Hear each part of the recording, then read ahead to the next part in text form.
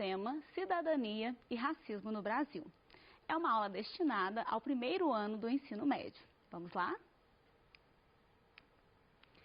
Então, gente, sobre essa aula Cidadania e Racismo no Brasil, espera-se que ao final dela você seja capaz de aprofundar a reflexão sobre os direitos e os deveres do cidadão, bem como compreender o racismo como um grande obstáculo para o exercício da cidadania. Para a gente conceituar, né, o que vem a ser cidadania? A gente sabe que é um conceito que ao longo da história ele tem diversos significados, né, de acordo com o seu contexto. Mas em linhas gerais nós podemos dizer que cidadania é uma qualidade e condição de cidadão.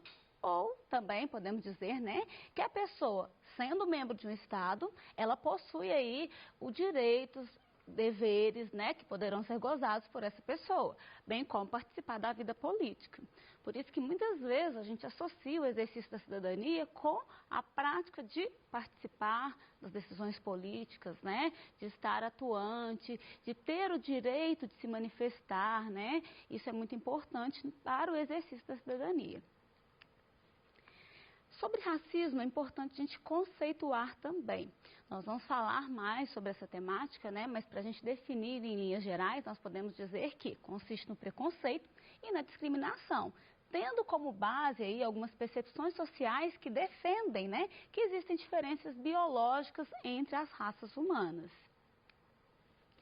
Bom, para a gente falar inicialmente sobre cidadania, nós vamos tratar do conceito de cidadão ou da definição de cidadão na nossa primeira Constituição, que é a Constituição de 1824.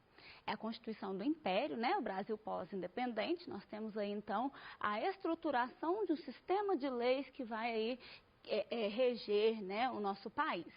Sobre a definição de cidadão na nossa primeira Constituição, vem o seguinte, que os homens com mais de 25 anos serão considerados cidadãos, né? Ou seja, serão votantes, vão participar, né? Vão ter aí expressividade. Nesse caso aí, a gente tem uma exclusão muito grande, né? Qual é o grupo que é excluído? A gente pode dizer, né? Aqueles que não tiverem uma renda anual comprovada, por exemplo, de R$200 mil.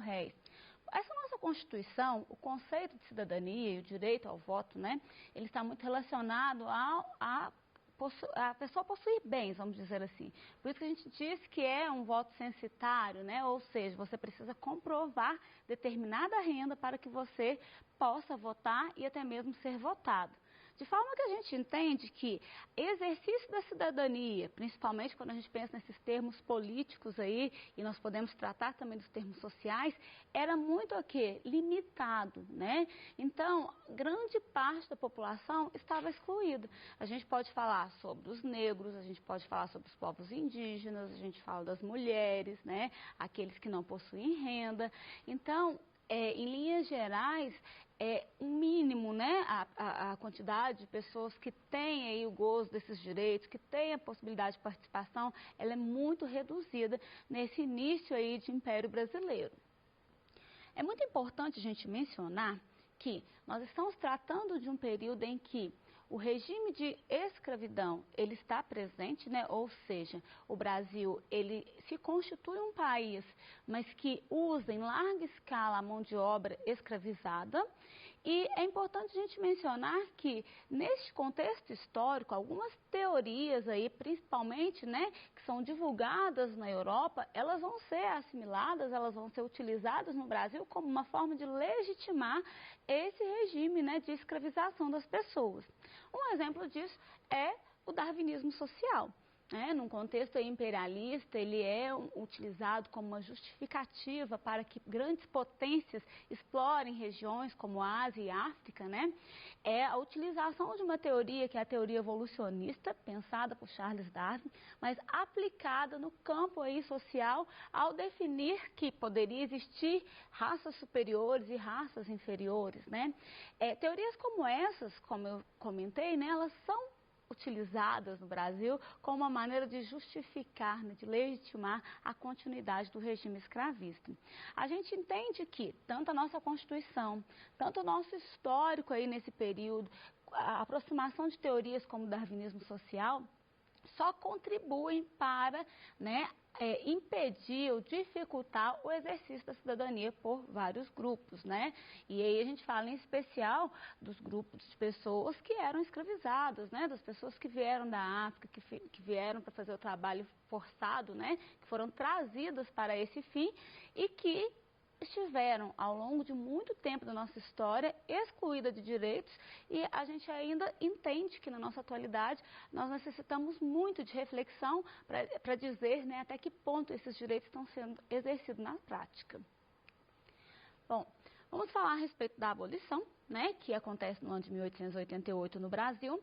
É importante a gente refletir sobre esse ato, né? A abolição da escravidão, ela vai ser aí, né, a gente vai ter uma lei que vai colocar fim ao regime de escravidão, ou seja, né, que vai proibir que permaneça, mas é uma lei que ela não é acompanhada de avanços sociais, ou seja, há medida para acabar com a escravidão, mas a gente não há nenhum tipo de medidas para integrar o ex-escravizado na sociedade. E é uma situação que ajuda a gente a compreender toda a situação atual, né? A gente fala das práticas de racismo, da prática de exclusão, ou seja, o nosso histórico escravocrata, o nosso histórico pós-escravidão também, né? A falta de medidas para que houvesse de fato uma inserção das pessoas na sociedade, elas vão refletir, né, em várias situações que nós vivenciamos. Então é importante a gente mencionar isso. Olha, se a libertação dos escravizados e não acompanha com essas medidas, qual que é a situação que eles são colocados, né? Então a gente tem, principalmente, a ausência de trabalho, a ausência de moradia, situações de marginalização, é aí que a gente entende a formação dos nossos morros, da favelização, né? Ou seja, a falta de local onde essas pessoas pudessem viver faz com que elas vão para aqueles lugares onde outras pessoas não iam, né? E a gente entende também todo um histórico de violência, de perseguição. Então, não há aí, né, nenhum tipo de medidas que vão ajudar, né, para que a situação ela seja, ainda que gradativamente, corrigida. Mas isso não acontece. Por isso a gente entende, né, e percebe esse nosso longo histórico excludente mesmo. A gente entende o desenvolvimento do racismo, a gente entende o crescimento das práticas discriminatórias, né? Bom, é importante a gente falar como que acontece, né, como que a legislação brasileira, após a abolição da escravidão, ela vai tratar, né, da questão aí dos direitos do cidadão. Porque a gente espera, né, que ao longo do tempo haja aí um alargamento desse conceito de cidadania, né? E será que foi isso que aconteceu de fato? Vamos à Constituição de 1889, que aí a gente vai ver como que ficou definido o direito, né, de participação política, como que era, né, essa definição de cidadania. A gente tem aí, por exemplo, a questão da participação, né, o voto que ficou como aberto, né, mas homens maiores de 21 anos que podiam participar. E aí a gente tem a exceção.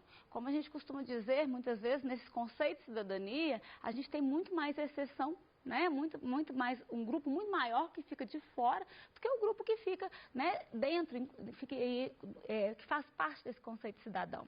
Por exemplo, na Constituição de 1889, a gente trata aqui, né, da exceção dos mendigos, a gente trata da questão dos analfabetos também, que são excluídos, soldados de baixa patente, religiosos também, né? E aí a gente permanece com a exclusão dos grupos, né, dos negros, dos indígenas. A gente tem a questão da mulher também, né, que embora não tenha sido citada literalmente na Constituição, a gente sabe que ela não foi, né, não teve o direito de participação, até mesmo por causa da sociedade patriarcal que a gente tinha naquele período. Mas o fato é que a gente tem aí uma Constituição que dá aí o exercício da cidadania para uma maioria que é branca, né? Na verdade, para uma minoria branca, ou seja, os cidadãos, né? A gente tem aí um grupo muito pequeno que inclui dentro dessas características e a gente tem uma exclusão que ela é muito maior, né? É importante mencionar que ao longo da nossa história nós tivemos diversas leis que foram excludentes. Aqui a gente traz alguns exemplos de leis, né, desde o nosso período imperial e deixa aí consequências para a nossa república também, né, e que se tornam excludentes, que acabam legitimando a exclusão. Por exemplo, a Lei de Terras de 1850, que determina que o acesso à terra ele só se daria por meio da compra, né, e impedir aí a posse ou a doação. Isso dificultava muito para aquelas pessoas, né, que eram menos favorecidas, para os ex-escravizados, os imigrantes de maneira geral, né, pessoas pobres, elas não conseguiam acesso à terra porque precisava comprar, isso era caro. Isso só faz com que a terra ela permaneça concentrada nas mãos de grandes latifundiários, né, e impede cada vez mais que alguns grupos, né, eles tenham acesso a condições de moradia, melhores condições de vida, né. Podemos falar também da lei que proíbe a capoeira, né, uma lei que vai vigorar de 1890 a 1937, que vai considerar as práticas de capoeira e as associações desses grupos como algo ilícito, né, prevendo até penalidades para as pessoas envolvidas, principalmente para as lideranças, e aí a gente entende que é uma lei também que ela vai impedir até mesmo as manifestações culturais, aqueles laços, né, que as pessoas que foram trazidas da África possuíam, né, que é uma maneira de manter ali a cultura, de manter ali aquelas tradições. E isso é uma marginalização de um grupo, né? Quando você exclui uma prática cultural desse grupo, você está marginalizando, né? Você está considerando aquilo algo ilegal e, ao mesmo tempo, você está tirando mais uma vez direitos, né? A gente fala mais uma vez porque se a gente analisa o nosso histórico, esses direitos, eles estão sendo retirados há muito tempo, né? Outro que a gente pode falar, outro exemplo, é a lei da vadiagem, que vai condenar as pessoas que estivessem sem ocupação, as pessoas que estivessem ociosas, né? E aí a gente fica pensando como que esse tipo de legislação, ele vai acentuar o preconceito, como que vai acentuar aí a discriminação. Por quê, gente?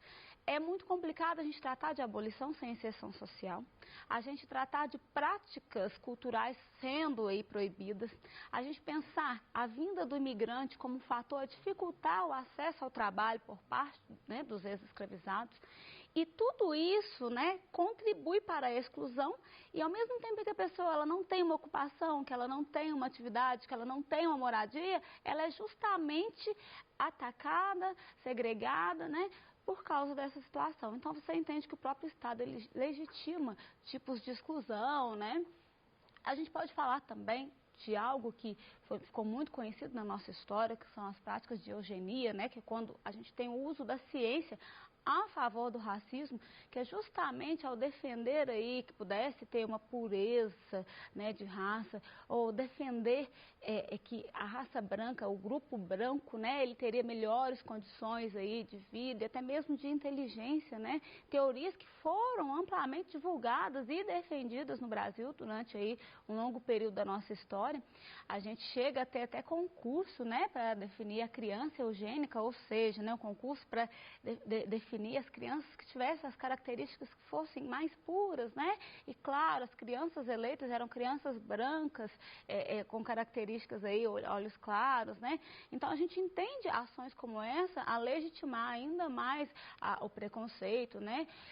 Aqui a gente traz um trecho de um jornal que vai tratar a respeito disso, né, da eugenia, e fala do cruzamento do branco com o preto. Então, vai falar assim, é razoável o casamento do branco com o preto? Não, absolutamente não. E ainda mais nem razoável e nem decente. Pela não razoabilidade, falha com eloquência, a hereditariedade, essa vigilante sentinela que não raramente acorda a humanidade pelos estigmas, pelos sinais que tanto degrada, que tanto diminui. Então aqui a gente está falando, é um trecho que mostra como que um jornal, né, vai falar a respeito aí do cruzamento, ou seja, dessa miscigenação, como algo que não é positivo, como algo que não é bem visto, dentro aí dessas teorias eugênicas, né. Nós temos aqui uma obra também, que tratam muito disso, né? Essa obra ficou conhecida como A Redenção de Cã, uma referência bíblica, inclusive, de Modesto Brocos, né? Que mostra o quê? Uma senhora agradecendo aos céus, né? Agradecendo a Deus, porque o neto nasceu mais claro, né? Ele foi, a filha se envolveu com um homem branco e o neto não saiu, né? De cor mais escura. Então, assim, isso fica muito impregnado na nossa sociedade e ajuda a gente a compreender a questão do racismo hoje, como que ele se estrutura, né? Então, o racismo, como nós dissemos aí mais cedo, né, é uma discriminação um tipo de preconceito, que às vezes é direto ou indireto, né, contra indivíduos ou grupos por causa da sua etnia ou cor. Essa imagem, ela fala um pouco pra gente, né, como que isso está enraizado na nossa sociedade. Então, se muitas vezes a gente pensa, né, ou ouve falar que não existe, né, que isso não está tão presente, mas é porque é necessário uma reflexão muito maior para a gente entender que essas raízes, elas são grandes, que isso está impregnado e que nós precisamos de uma reflexão e de atos, né, que vão aí contra essas práticas. Uma forma de perceber isso é ao analisar o racismo velado. Porque quando nós dissemos que não há racismo, né, é justamente contribuir para que esse racismo velado ele só cresça, porque muitas vezes as manifestações elas não são explícitas, o que torna mais difícil o combate, mas elas estão presentes no dia a dia, seja numa piadinha, seja numa conversa, seja nas nossas práticas mesmo, nas nossas falas, no nosso vocabulário, mesmo quando nós não temos intenções, muitas vezes nós utilizamos termos que são preconceituosos e acabamos, né, reproduzindo e contribuindo para que isso aí esteja mais presente na nossa vida, né? A gente fala aí também que é muito importante tratar desse racismo estrutural, né? Que quando a gente tem aí sociedades que já têm enraizado, né? Já está estruturada no racismo, e o Brasil é um exemplo muito importante a gente refletir sobre isso, né? Porque todo esse nosso histórico, ele faz com que algumas situações, ainda que sejam situações totalmente condenáveis, elas passem por nós como naturais, né? Algum tipo de preconceito com uma criança que está numa loja, por exemplo, a gente tem várias citações, várias reportagens que falam sobre isso, uma repórter, por exemplo, que é atacada, né? Simplesmente por ser negra.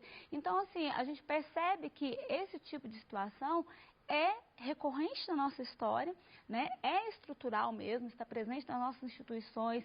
A gente consegue perceber isso quando a gente analisa dados de população carcerária, de índice de alfabetização, de taxa de desemprego, né? Então é importante a gente não deixar passar essa questão, né, sem uma reflexão. Outro ponto muito importante para a gente pensar é como as redes sociais, elas acabam, né, sendo utilizadas para as práticas racistas. Então, a gente tem muitos exemplos aí, eu vou deixar no slide depois a respeito de jornalista que sofre esse tipo de perseguição, né, de preconceito em redes sociais. Mas a gente precisa falar também sobre as ações afirmativas, né? A gente tem aí muitas ações que contribuem para que essa situação ela seja mesmo revista, refletida e alterada, né? Eu cito como exemplo alguns movimentos negros, a questão da política de cotas, até trouxe aqui um grupo da minha cidade, né? Que é o Encontro de Cultura Afro, na cidade de Oliveira, que é um grupo que promove discussões, né? Que traz o assunto, que busca integrar as pessoas e principalmente fortalecer aí essa cultura, né? Em meio à sociedade. Então, são iniciativas muito importantes. Por fim, é importante a gente tratar da nossa Constituição, a última, né, Constituição Cidadã, de 1988, que vai trazer aí a questão da prática do racismo como crime, né, e que vai alargar a questão dos direitos. Então, a gente precisa pensar que se eles estão presentes na nossa lei, na nossa Constituição, existe aí um abismo na prática ainda, infelizmente, né? Porque nós sabemos que nem todos esses direitos eles estão presentes entre essas populações, né? Entre a nossa população.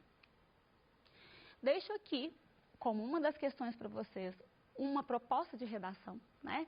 O tema para a gente aí é pensar em racismo em redes sociais, que é tratar aí se as redes sociais, se elas podem legitimar o racismo e ao mesmo tempo refletir como elas podem ser utilizadas como combate ao racismo, né? É muito importante a gente pensar, gente, que não é suficiente a gente não ser racista, né? É muito importante que a gente tenha uma reflexão a respeito disso e que a gente atue no combate à prática de racismo no nosso país, tá? Vou deixar uma questão também, outra atividade para que você faça nos slides e espero que isso ajude uma reflexão sobre o nosso tema. Até mais!